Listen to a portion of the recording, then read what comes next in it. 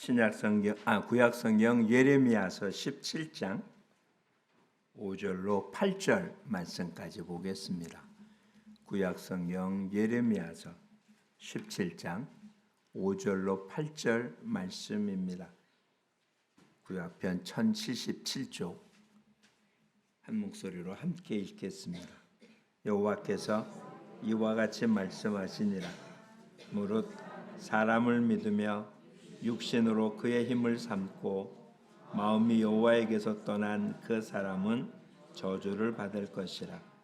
그는 사막의 떨기나무 같아서 좋은 일이 오는 것을 보지 못하고 광야, 간조한 곳, 건건한 땅, 사람이 살지 않는 땅에 살리라. 그러나 무릇 여호와를 의지하며 여호와를 의뢰하는 그 사람은 복을 받을 것이라. 그는 물가에 심어진 나무가 그 뿌리를 강변에 뻗치고 더위가 올지라도 두려워하지 아니하며 그 잎이 청청하며 가무는 해도 걱정이 없고 결실이 그치지 아니함 같으리라. 아멘. 52주년, 참 빠른 세월입니다. 이 기간 동안 하나님 저희와 함께 하셨다는 놀라운 사실로 인하여 감사드리면서 또 한편으로는 지금의 우리의 모습이 하나님 앞에 어떻게 비칠까 참 송구스럽기도 합니다. 사람의 나이로 따졌을 때 50이 넘으면 정말 자기 얼굴값을 해야 되는 모습일 텐데 과연 하나님 이곳에 세운 3.1 성소교회가 그 모습을 하고 있는지 생각해 보면 좀 부끄럽기도 합니다. 그러나 선생님은 이사야서에 이렇게 표현하고 있습니다. 바벨론에 포로되어진, 그것도 하나님의 뜻을 이해하지 못하고 하나님의 뜻을 제대로 성취하지 못해서 바벨론에 포로 잡혀간 이스라엘 백성들을 향하여 버러지 같은 너 야곱아 라고 그럽니다. 그러면서 내가 너를 버리지 아니하였고, 버러지 같지만 하나님 버리지 않는다고. 개역 우리가 갖고 있는 개역 개정판에는 버러지 같은이라고 표현했는데 옛날 개역 성경에는 지렁이 같은 너 야곱아라고 표현합니다. 정말 사람이 볼 때도 가치 없는 존재, 그런 은혜를 베풀고 하나님의 엄청난 복을 주었는데도 그의 행동은 정말 버러지만도 못한 그런 모습인데 하나님이 버리지 않는다고요. 버리지 않는다. 버리지 않을 정도가 아닙니다.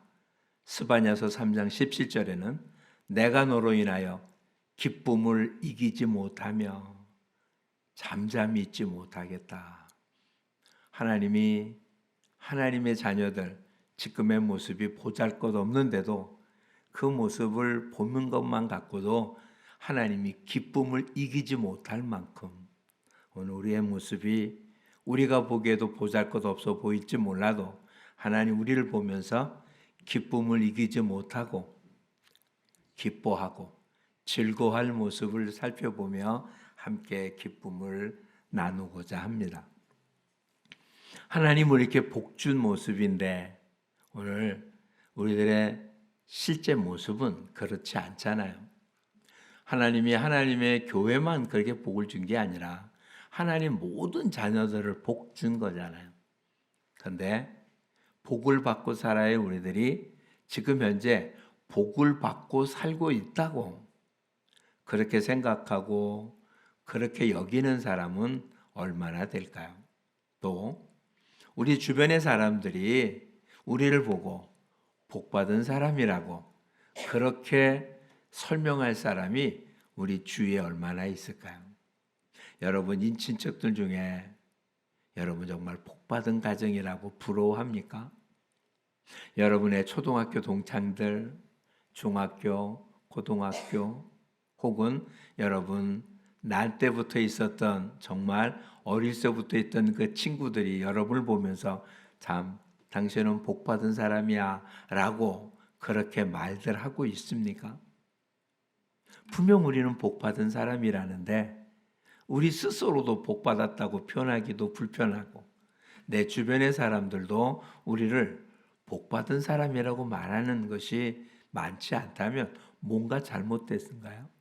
하나님 복을 안 주신 건가요? 아니면 우리가 못 누리는 걸까요? 오늘 우리 이 문제를 좀 다뤄봐야 되겠습니다. 이사야서 6장에는 하나님이 이스라엘을 향해 이렇게 말합니다.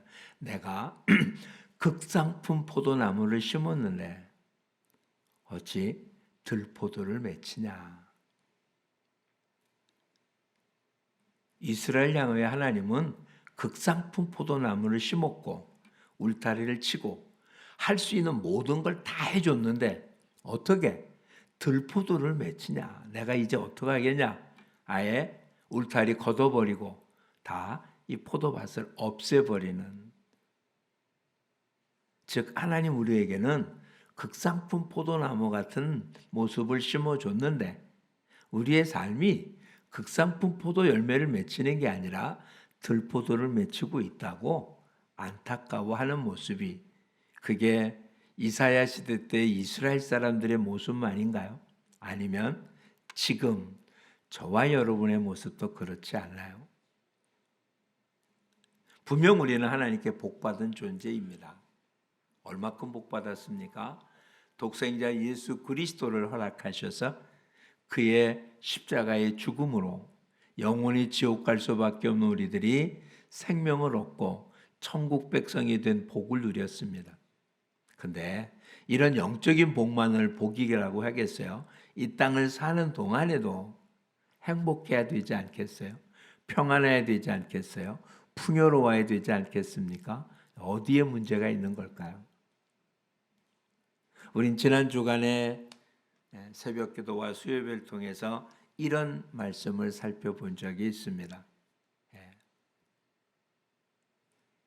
애벌레가 성충이 되어집니다. 우리를 향하여 주님 말씀하시기를 새로운 피조물이다. 이전 것은 지나갔으니 새 것이 되었다. 그러니 애벌레에 있던 모습이 좀 지나면 번데기가 되고 성충이 되어집니다. 나비가 되거나 나방이 되거나. 전혀 다른 모습입니다. 그러니 어떻게 보면 새로운 피조물이라는 게 맞죠. 애벌레의 모습과 성충의 모습은 닮을 꼴도 없습니다. 사는 방법이 다릅니다. 양식이 다릅니다. 전혀 다르잖아요. 그는 하나님이 만든 자연적인 모습이라서 애벌레의 모습과 성충의 모습을 완전히 다르게 하나님 만드셨어요. 그렇게 변하게 만드셨습니다. 그런데 사람을 향하여 새로운 피조물이라고 했습니다. 어찌 보면 겉으로는 아무것도 안 바뀌었는데 우리 보고 새로운 피조물이랍니다. 그렇다면 이제 삶의 방식이 달라져야 되는 거잖아요. 애벌레가 먹던 것은 성충이 먹지 않습니다. 어떤 애벌레도 사람에게 있어서는 해충입니다.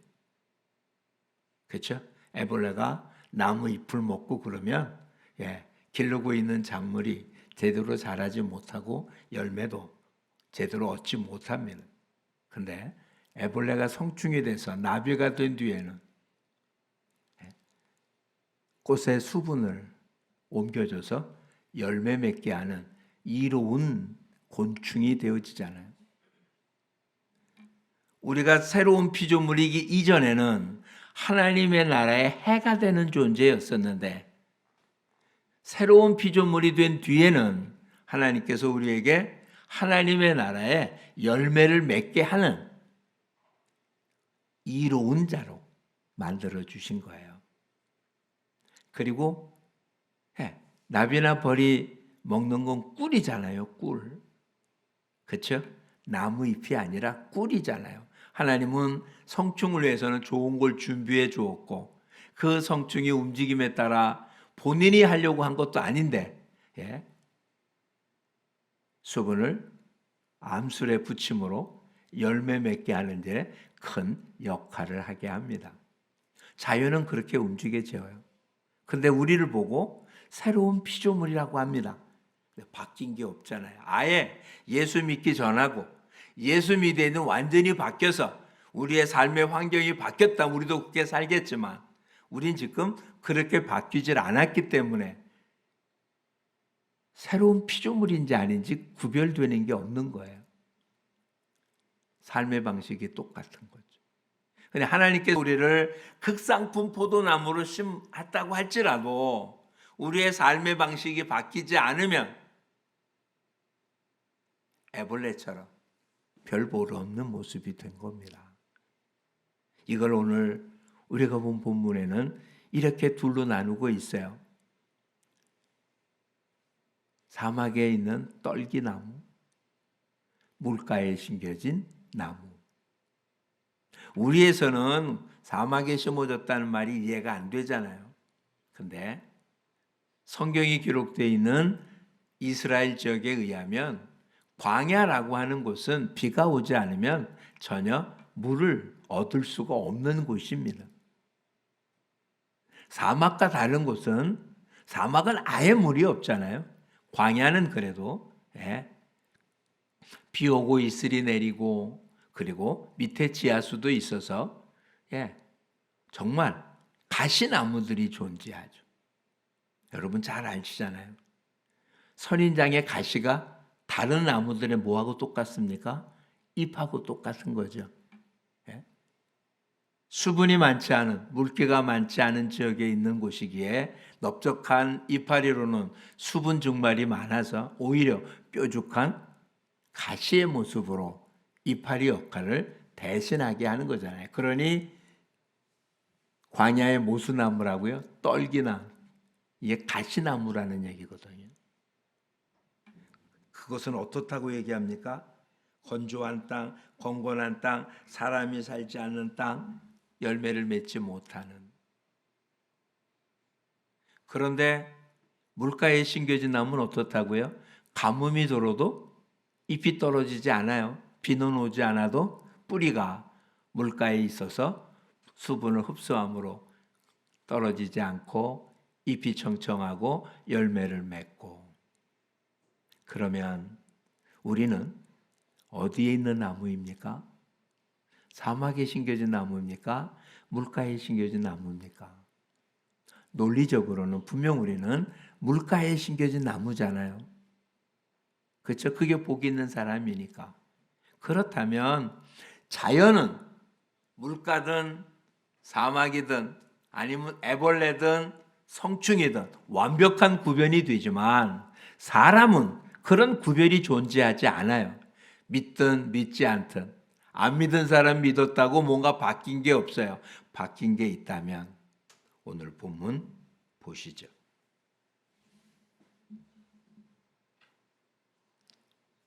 5절 같이 읽어보겠습니다. 여호와께서 이와 같이 말씀하시니 무릇 사람을 믿으며 육신으로 그의 힘을 삼고 마음이 여호와께서 떠난 그 사람은 저주를 받을 것이라. 6절 그는 사막의 떨기나무 같아서.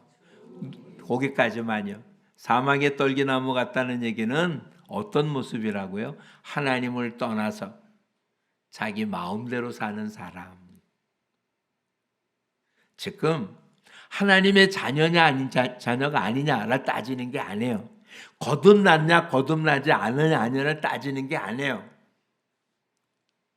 하나님을 믿고 안 믿고 상관없어요. 근데 어떻게 산다고요? 자기를 의지하고 하나님을 떠나서 자기 마음대로 사는 사람은 어떤 거와 같다고요? 사막의 떨기나무 같다. 그와 반해서 7절에 물가에 심어진 나무는 어떤 사람이라고요? 무릇 여호와를 의지하며 여호와를 의뢰하는 그 사람은 복을 받을 건데 어떻다고요? 물가에 심겨진 나무와 같다. 우린 그동안 구원 얻었냐 얻지 못했냐에만 너무 관심이 집중됐었어요. 이건 아주 중요한 일입니다. 근데 구원 얻었으면 누구나 다 복 받고 사냐? 그렇지 않다고요. 구원 얻은 자인데도, 즉 거듭난 사람인데도 삶의 방식이 옛 방식, 즉 애벌레처럼 살면 그냥 애벌레 같은 모습이 되는 거고요. 거듭났기 때문에 삶의 방식이 바뀌면 바뀌어진 복을 누리게 되는 거예요. 이건 구원하는 관계가 아니에요. 구원 얻은 자의 삶의 모습인 거예요. 구원 얻었는데도 5절에 있는 것처럼 사람을 믿고 육신으로 그의 힘을 삼고 자기를 중심으로 살면 사막의 떨기나무 같다라고 표현했고요. 자기를 의존하지 않고 하나님을 신뢰하고 하나님을 의존하면 물가에 심어진 나무 같다라고 표현합니다. 이제 우리의 삶의 모습은 우선 가장 중요한 건 예수 그리스도를 믿어 구원에 이르는 거죠. 이 땅에서 아무리 잘 돼도 영혼이 지옥에 있다면 그건 불행이잖아요. 비록 이 땅은 힘들어도 천국에서 영원히 사는 게 진정한 복이니까 예수 그리스도 이외에 우리를 천국으로 인도할 인도자는 없으니까 예수 믿는 것보다 더 중요한 일은 없습니다. 그런데 예수 믿으면 끝난 거냐는 거예요. 아니잖아요. 그렇죠?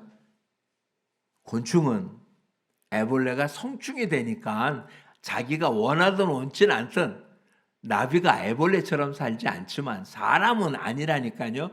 거듭났는데도 거듭난 성충의 삶을 살거나 아니면 애벌레의 삶을 사는 건 우리의 선택에 달려 있는 거예요.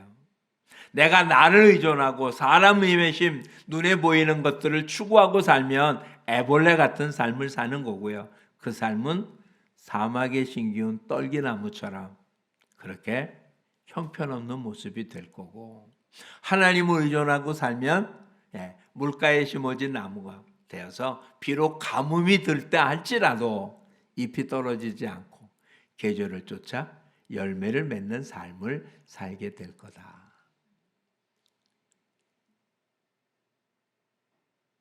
에스겔은 이런 환상을 봐요. 첫 번째 환상은 성전에서 하나님의 영이 떠나는 거였어요. 이스라엘 백성들이 하나님을 제대로 섬기지 않자 하나님이 떠나세요. 하나님이 떠난 대표적인 결과가 그들이 성전이 무너지고 모두 바벨론으로 포로된 거예요. 근데 또 하나님의 환상을 봐요. 성전이 지어졌고 성전으로부터 물이 흘러나오기를 시작을 해요.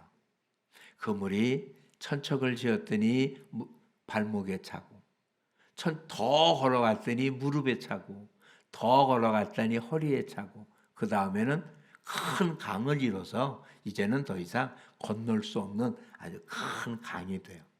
근데 그 강이 떠났던 물고기가 돌아와서 어부들이 고기를 잡고요. 이 강이 흘러간 양쪽 둑에는 생명수 나무들이 가득 차고 시절을 쫓아 달마다 열매를 맺는 모습이 생겼다라고 해요. 어디에 심겨진 나무라고요? 물가에 심겨진. 어느 물가에 심겨질까요? 성전으로부터 흘러나오는 생명수 물가에 심겨진 나무들.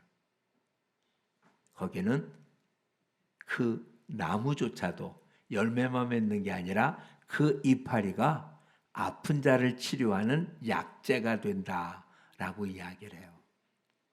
우리한테는 지금 열매가 그냥 간식거리잖아요.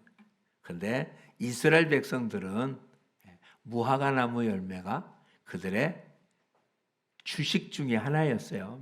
꼭 같이 먹어야 되는 이야기거든요. 그러니까 열매라는 자체가 그들은 하루하루 살아가는데 필요한 식량을 뜻하는 겁니다. 생명수 강가에 심어졌기에 많은 사람들에게 어떻게 한다고요? 양식을 공급하고, 그 물에는 뭐가 가득 찼고요? 물고기가 가득해서 어부가 돌아오고, 그리고 그 이파리는 어떻게 됐다고요? 아픈 자의 치료제로 쓰였어요. 그게 교회예요. 교회는 뭐가 흘러넘쳤다고요? 생명수물이. 그래서 그 물줄기가 가는 곳마다 생명이 솟아났어요. 물고기가 돌아왔고, 물고기가 돌아오니까 뭐가 왔습니까? 어부들이 모였고, 그 옆에 나무들이 섰는데 이 나무가 1년에 한 번이 아니에요. 달마다 열매를 맺히고, 사람이 아플 수는 있어도 어떻게 했다고요? 그 이파리가 약재가 되어서 치료해 줬다. 우리 모두는 본질적으로 멸망당할 수밖에 없는 존재였지만 예수 그리스도로 인하여 구원 얻은 하나님의 사람들입니다. 즉 논리적으로는 분명 우리는 물가에 심어진 나무들이었다는 사실이에요. 그런데 우리한테 아까 이사야 선지자가 외친 것처럼 어떤 걸 맺혔다고요? 들포도를 맺혔다고요. 이젠 그러면 안 되잖아요. 그렇죠? 하나님이 우리를 뭘로 심어줬는데 극상품 포도나무를 심어줬으니까 극상품 포도 열매를 맺혀야 될 거 아니에요. 그렇죠? 똑같은 열매가 아닌 거예요.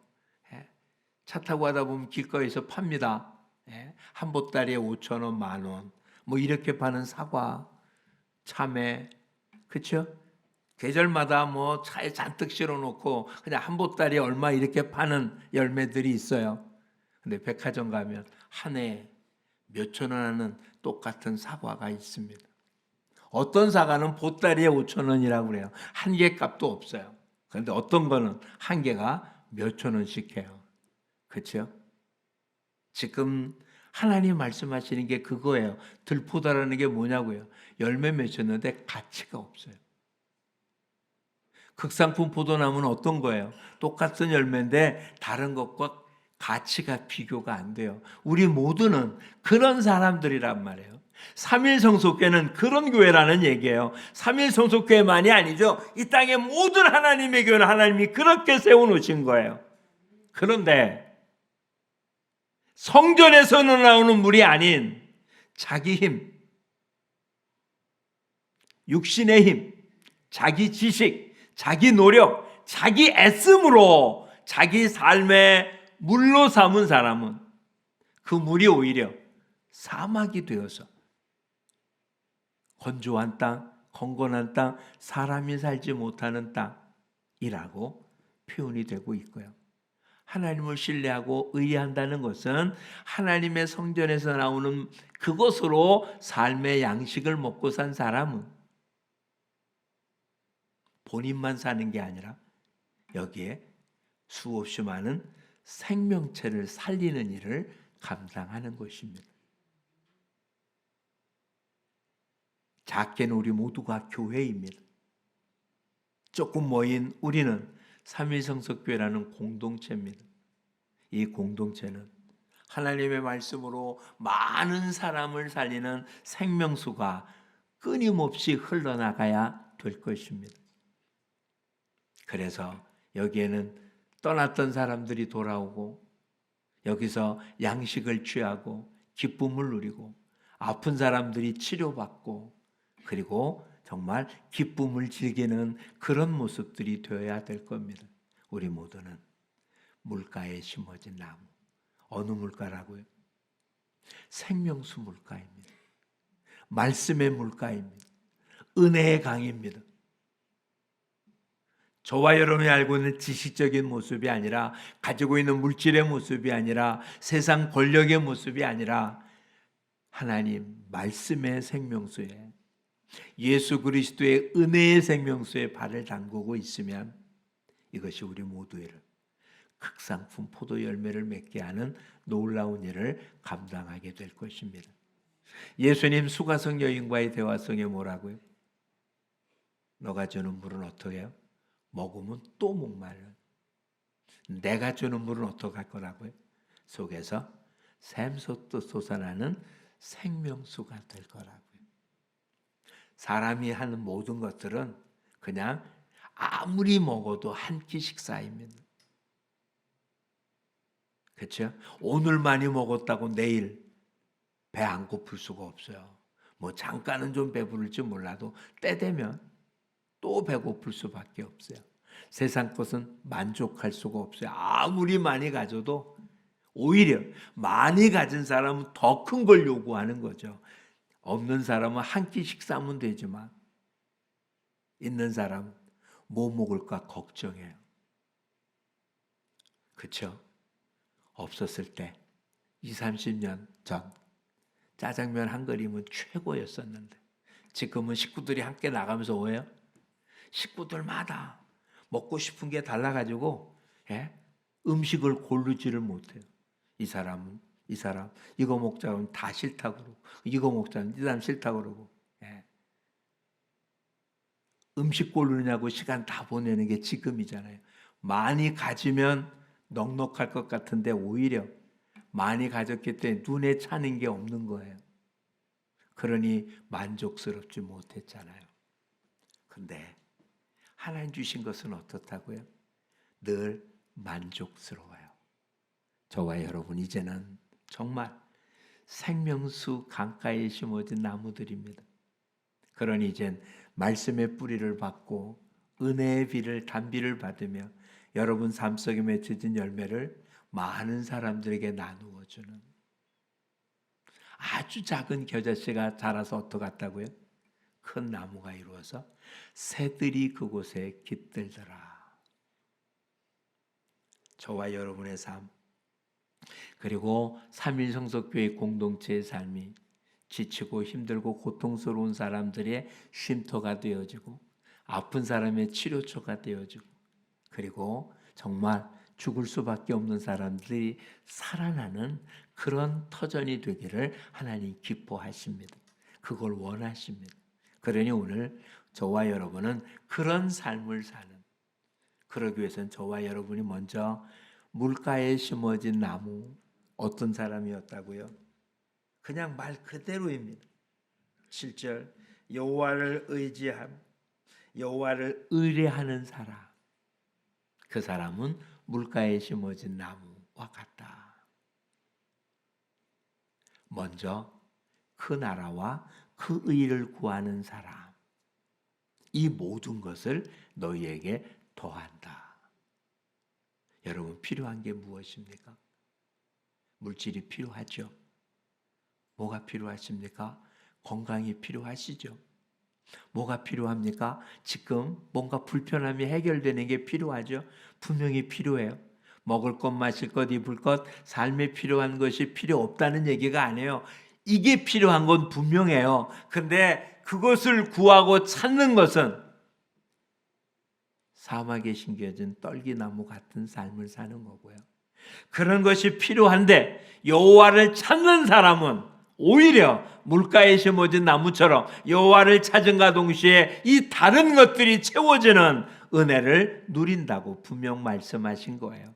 먼저 그 나라와 그 일을 구하면 이 모든 것을 너희에게 더하시리라. 왜? 이스라엘 백성들 광야의 생활 가운데 부족하지 않았을까요? 만나와 메추라기 그리고 반석에서 나는 생수를 마시고 산 그들 많이 거둔 자도 남지 않았고 적게 거둔 자도 부족하지 않았다고 그랬어요. 도대체 왜 그랬을까요? 광야라는 곳이 그곳이에요. 광야는 자기가 수고하고 애쓰고 노력한다고 살 수 있는 게 아니에요. 더군다나 출애굽한 이스라엘 백성들은 농사 질 수 있는 것도 아니고 광야가 농사 짓는 땅도 아니잖아요. 유일하게 하나님이 주시는 만나만 바라보고 살아야 되는 거예요. 광야라는 단어. 광야라는 단어가 히브리어로 미드발이에요. 근데 미드발이라고 한 맨 앞에 쓴 미음으로 파는 요것이 원체 그냥 붙어진 단어잖아요. 근데 그게 접두사가 되었을 때는 몸으로부터라는 from이라는 뜻을 가진 전치사일 수 있어요. 민이라는 단어. 그럼 그거 빼고 나면 미드발이잖아요. 다발. 히브리어로 다발은 말씀이라는 단어예요. 광야는 하나님의 말씀을 듣는 곳이에요. 왜냐하면 하나님 말씀 이외에는 다른 것으로는 살 수 있는 길이 아니거든요. 노력하고 수고하고 애쓴다고 사는 건 도시죠. 들판이잖아요. 광야는 사람이 아무리 노력해도 아무것도 얻을 수 없어요. 일단 물이 없잖아요. 비를 주지 않으면 아무것도 안 되죠. 땅을 판다고 물 나오는 곳이 아니거든요. 우리의 인생이 그래요. 물가에 심어진 나무라는 얘기가 바로 그거예요. 우리는 말씀의 물가, 즉 광야라는 생활을 하면 하나님을 의존할 수밖에 없는데, 내가 지금 광야라고 생각 안 하니까 하나님 말고 의존할 게 많은 거예요. 놀랍지 않아요? 하나님을 의존하면 물가에 심어진 나무입니다. 근데 하나님을 의존하지 않으면 사막에 심겨진 떨기나무예요. 제가 이렇게 말하니까 좀 이상한 부분을 발견하지 않았어요? 사막에 심고 싶은 사람이 있겠어요? 광야에 나무를 심을 사람이 있겠습니까? 심을 때는 어디라고 심었겠습니까? 여기가 물가라고 심지 않았겠어요? 여기가 많은 열매를 맺을 수 있는 좋은 땅이라고 심지 않았겠어요? 물질의 밭이 자기를 풍요롭게 할 거라고 물질의 밭에 심었을 거예요. 권력의 밭에 심었을 것이고 세상 사람들 속에 지식의 밭에 심고 많은 열매를 거둘 거라고 했는데, 심고 났더니 거기가 무슨 밭이었다고요? 광야. 왜? 말씀이 없었어요. 사람의 눈에는 하나님을 바라보고 사는 게 바보 같아요. 오히려 열심히 일하는 게 나은 것 같잖아요. 먼저 그 나라와 그 일을 구하는 거는 먹을 것, 입을 것, 마실 것을 해결하는데 아무런 도움도 안 될 것 같아요. 오히려 그것은 광야 같아요. 근데 말씀에 따라 움직였더니 어떻게 했다고요? 그곳이 물가에 심어진 곳이에요. 아무것도 없는 것 같았는데 뿌리는 물을 찾아서 얼마든지 물을 흡수할 수 있었어요. 눈에 보이는 좋은 땅이라고 생각하는 그곳에 여러분의 인생을 심겠습니까? 우리 눈에는 광야 같지만 그 속에 생수의 물이 흐르는 생명수 강가에 우리 인생의 뿌리를 박겠습니까? 하나님께서 우리가 삶의 방식이 눈에 보이는 에덴과 같은 곳에 살려면 얼마나 좋겠습니까? 근데 에덴에서 쫓겨난 우리들은, 우리의 삶의 모습은 광야 같지만 하나님의 말씀을 따르면 광야에 뭐가 난다고요? 샘이 넘쳐나리라. 우리 눈에는 광야지만 그 광야를 말씀을 믿고 따르는 삶 속에는 광야가 아니라 그곳에 생명수 줄기가 흐르는 옥토입니다. 어찌 보면 이 땅의 최고의 농업 국가가 어딘 줄 아십니까? 이스라엘이 최고의 농업 수출 국가 가운데 하나입니다. 광야라고 하는 곳, 물만 공급될 수 있다면 최고의 모습입니다. 아주 좋은 태양이 있고요. 적절한 온도에 물만 공급된다면 최고의 농산물을 길러낼 수 있습니다. 이 땅 형편없는 것 같아도 말씀의 뿌리만 둔다면 우리의 고통, 아픔, 가뭄이 오히려 우리에게는 더 좋은 열매를 맺는 좋은 환경이 됩니다. 우린 계속 너무 힘들고 아픈 소식들만 듣습니다. 앞으로 남은 삶이 결코 평탄하지 않을 것 같아요. 경제적으로 그럴 것 같고, 안보적인 면에서도 뭔가 좀 새로운 모습들로 우리를 편안하게 만들 거라는 소식은 없습니다. 광야 같습니다. 그런데 광야를 옥토로 만들 수 있는 방법은 세상의 방법이 아닌 말씀의 뿌리를 박는 물가에 심겨진 나무로 사는 것입니다. 저와 여러분, 이젠 은혜의 강가, 말씀의 뿌리를 둔 그런 삶을 통해서 정말 극상품 포도 열매를 맺히는 저와 여러분의 생애가 되기를 축복합니다. 놓치지 맙시다.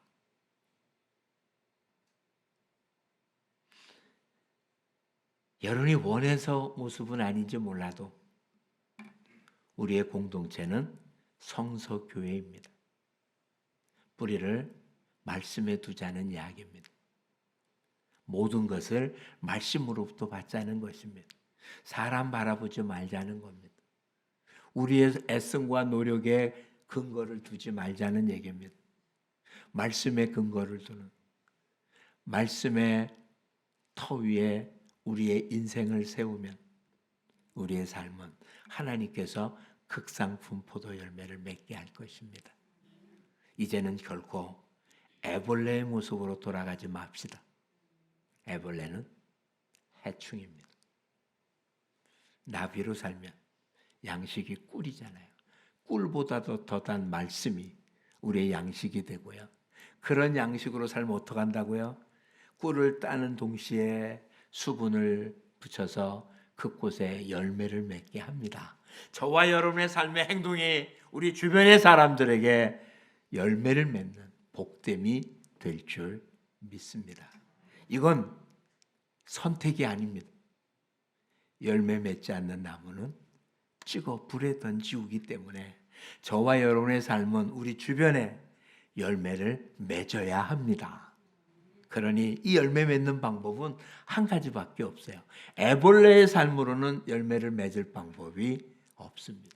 예수 믿는다는 이유 하나로 열매 맺어지지 않습니다. 이제는 성충의 모습으로 말씀에 뿌리를 두고 말씀대로 살면 하나님 우리들에게 열매 맺는 길을 열어주실 줄 믿습니다. 52주년을 맞는 우리들, 내년 53주년 때는 저와 여러분 동안 많은 열매가 맺혀져서 하나님께 영광을 돌리는, 지금은 이런 생각을 하자고요.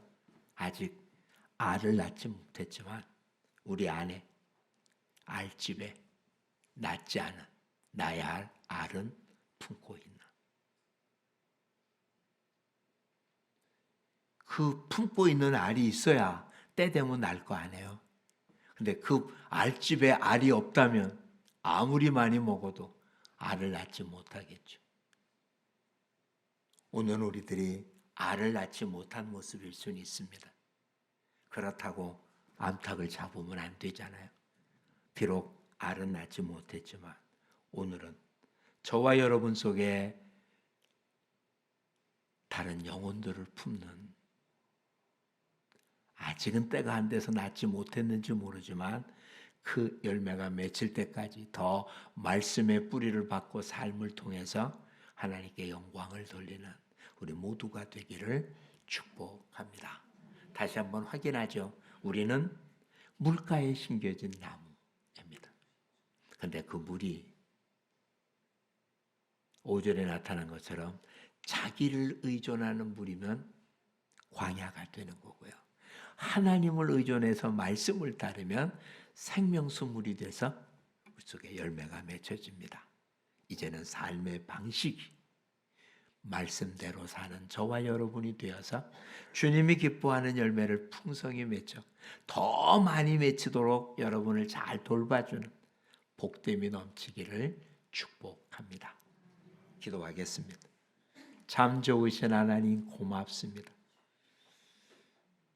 하나님의 나라에 영원히 해충 같은 존재였던 저희들인데 하나님 우리를 사랑하셔서 독생자 예수 그리스도를 통하여 주님 새 생명 얻게 하고 새로운 피조물로 만들어 주시는 애 감사드립니다. 불모제 같은 이곳에 주님 헌신의 사람을 통하여 하나님의 교회를 세우고 생명수 강가를 이루어 주심을 감사드립니다. 저들 이 놀라운 생명수 강가에 있으면서도 오히려 세상을 부러워하며 물질을, 지식을, 권력을 추구하느냐, 한신 생명수보다 광야에서 떨기나무로 살았던 많은 시간들을 용서해 주시고 이제는 주님 말씀의 뿌리를 내려 성전에서 흘러나오는 은혜의 단비를 통하여 주님 잃어버렸던 생명을 되찾고 잃어버렸던 고기들이 돌아오고 아버지 하나님 열매를 맺으며 치료해주는 놀라운 역사가 새롭게 나타나도록 이 시간 저희와 함께하여 주옵소서. 오늘 주님 함께 나온 영혼들도 있습니다. 그 마음속에 생명수 강물이 흐르는 놀라운 은총이 넘치도록 이끌어 주시옵소서. 아직은 열매 맺지 못했지만 주님 품고 있는 영혼들이 있습니다. 아버지, 그들을 통하여 열매 맺게 하시고 이제부터 시작하오니 1년 동안 물가에 심겨진 나무로 잎이 푸르르고 열매 맺는 삶을 맺는 한 해가 되게 하여 주옵소서. 예수님 이름으로 기도합니다. 아멘.